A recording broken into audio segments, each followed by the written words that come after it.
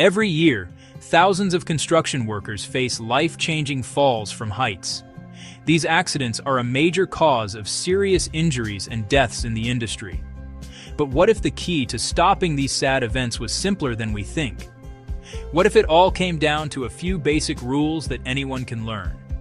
Good fall protection always starts with the ABCs. A is for a strong anchorage point, which needs to hold 5,000 pounds. B is for body support, usually a full-body harness that fits just right. And C is for connectors, like lanyards and self-retracting lifelines, that hook you to the anchorage. But knowing the ABCs is just the start. A harness that fits well and a strong anchor point are super important. Because fall protection isn't just about the gear, it's about planning, being aware, and being careful. Before you start work, always check your equipment, make sure your anchor is secure, and clear your path of any dangers.